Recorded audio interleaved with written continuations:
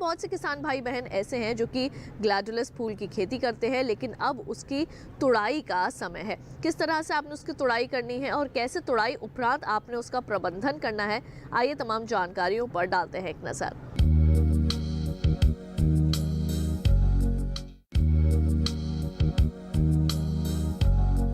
किसान भाइयों, आज मैं ग्लैडुलस के उसकी कटाई, देखभाल तथा इनका स्प्रे करते समय क्या क्या सावधानी रखनी है उसके बारे में कुछ बातें बताना चाहता हूं। जैसा कि आप जानते हैं, ग्लैडुलस एक बहुत ही महत्वपूर्ण लोकप्रिय फूल वाला पौधा है जो घरेलू तथा अंतर्राष्ट्रीय बाजारों में कटे फूल के रूप में जाना जाता है। इसका प्रयोग हम शादी विवाह, सांस्कृतिक कार्यक्रम तथा अन्य सामाजिक कार्यों में प्रयोग करते हैं और इसकी स्पाइक का प्रयोग कार्यालयों तथा घरों में सजावट हेतु किया जाता है। इसकी स्पाइक का बुके बनाया जाता है जिसका प्रयोग हम birthday, new years day, teachers day, Valentine day, new years day आदि मौक़ों पर करते हैं। जिन किसानों ने इसकी बुवाई जो है नवंबर के महीने में की होगी तो उनका अभी फूल जो है हार्वेस्टिंग के लायक हो गया होगा। तो हार्वेस्टिंग के समय क्या क्या सावधानी रखनी चाहिए उसके बारे में मैं बताना चाहूँगा कि वैसे ज़्यादातर जातियाँ जो हैं करीब बोने के 80 से 85 दिन बाद फूल देना शुरू कर देती हैं। हालांकि ये तापक्रम तथा जलवायु पर निर्भर करता है तथा जातियों पर भी निर्भर करता है और तापक्रम में बहुत प्रभाव पड़ता है। जैसे कि अगर कम तापक्रम है तो फूल की स्पाइक खुलने में थोड़ा टाइम लगता है और अगर तापक्रम बढ़ जाता है तो फूल जल्दी खिल जाते हैं। यह इस बात पर भी निर्भर करता है कि हमको किस बाज़ार में ले जाना है। अगर दूर के बाज़ार में भेजना है तो इसकी स्पाइक का जो पहला फ्लोरेट्स खुलता है उस समय इसकी हार्वेस्ट करनी चाहिए और अगर पास के मार्केट में बेचना है तो कम से कम 3 या 4 फ्लोरेट खुल जाएं उस समय इनकी हार्वेस्ट करनी चाहिए। और हार्वेस्टिंग करते समय इसका दो या 4 पत्तियां नीचे छोड़कर काटना चाहिए और काटते समय एकदम आपका चाकू या सेकेटियर एकदम पैना होना चाहिए जिससे कोई प्लांट को इंजरी ना हो।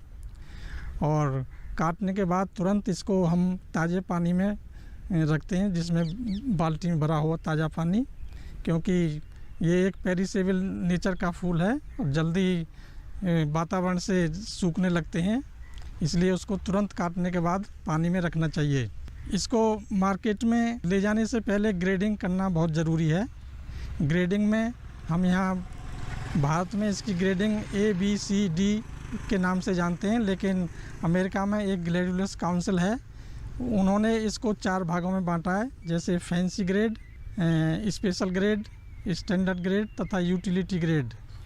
फैंसी ग्रेड में हम जो स्पाइक की लंबाई 1 से 7 सेंटीमीटर या उससे अधिक होनी चाहिए और फ्लोरेट की संख्या उस पर 16 या 16 से अधिक होनी चाहिए।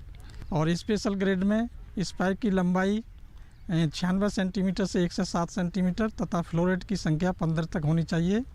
और स्टैंडर्ड ग्रेड में स्पाइक की लंबाई जो है 81 सेंटीमीटर से 96 सेंटीमीटर तथा फ्लोरेट्स की संख्या 12 तक होनी चाहिए।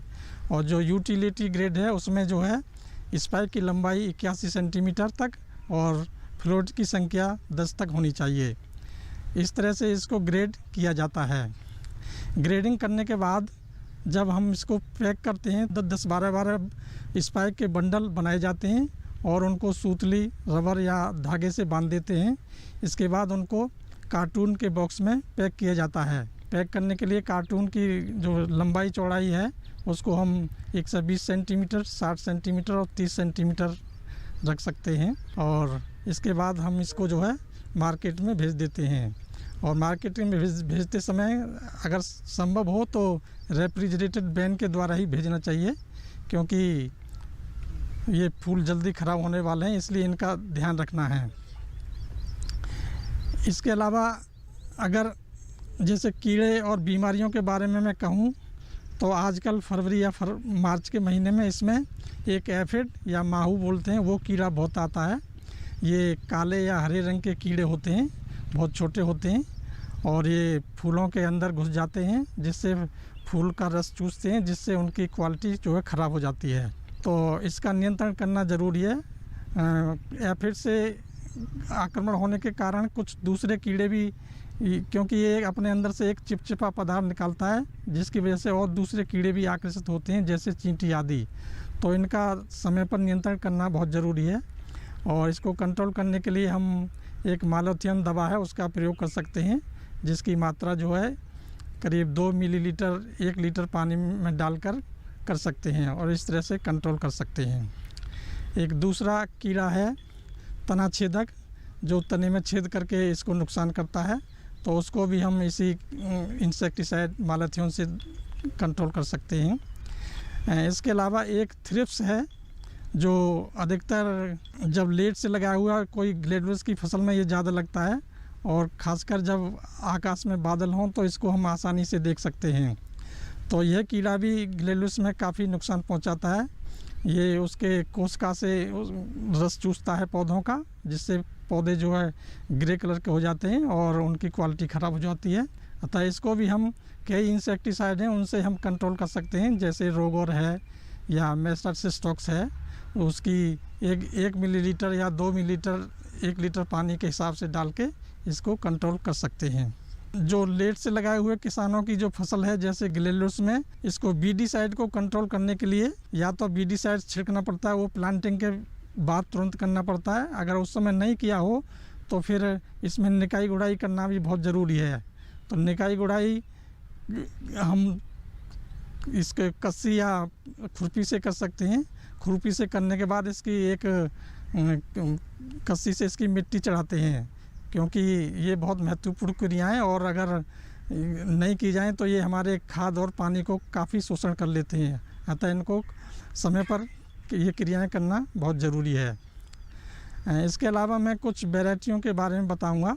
इसकी बहुत सारी वैरायटी हैं, 600 से 700 वैरायटी हमारे देश में उगाई जाती हैं, मगर मैं कुछ महत्वपूर्ण वैरायटियों के नाम बताऊंगा जो कॉमर्शियल हैं और किसान लोग उगाते हैं उनको।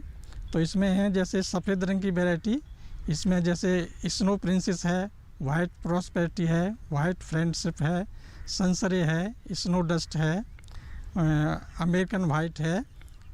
और येलो कलर की वैरायटी में जैसे जेस्टर है, येलो स्टोन है, रत्नाज बटरफ्लाई है, नोवालक्स है, बिंक्स ग्लोरी है।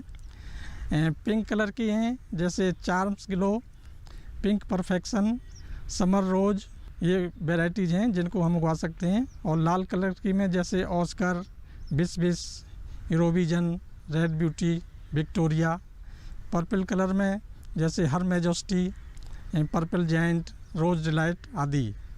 इसके अलावा अब मैं अपनी पूसा की वैरायटियों के बारे में बताऊंगा, क्योंकि हमारे यहाँ से भी करीब 40 वैरायटी निकाली गई हैं ग्लेडुलस की। उसमें से कुछ मुख्य बताऊंगा मैं। जैसे पर्पल कलर में है उर्मिल, उर्वशी, उर्मी, पूसा सृजना, पूसा उन्नति, नीलम, मयूर, सारंग।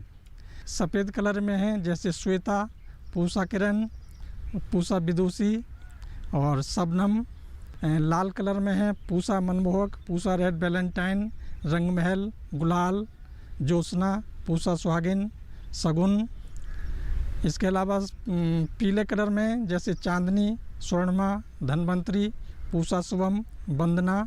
और पिंक कलर की हैं जैसे सुचित्रा, सुनैना, अंजलि, सूर्यकिरण आदि। इन जातियों को हम किसानों को समय समय पर देते हैं और बहुत सारे किसान लोग उगाते भी हैं। तो इन्हीं बातों का किसान लोगों को ध्यान रखना चाहिए। अगर ये सब चीज़ें को ध्यान रखेंगे तो ज़रूर उनकी फूलों की क्वालिटी सुधरेगी और मार्केट में उनका ज़्यादा दाम मिलेगा। तो किसान भाइयों बहनों, अभी आपने ग्लैडुलस फूल की तुड़ाई और उसके तुड़ाई उपरांत प्रबंधन के बारे में जाना। उम्मीद करेंगे कार्यक्रम खेत खलिहान में दी गई जानकारियां आप सभी के जरूर काम आएंगी। तो हमारे आज के खेत खलिहान कार्यक्रम के इस अंक में केवल इतना ही। अगली बार फिर आप सभी से होगी मुलाकात। मुझे दीजिए इजाजत। आप देखते रहिए दूरदर्शन किसान। नमस्कार।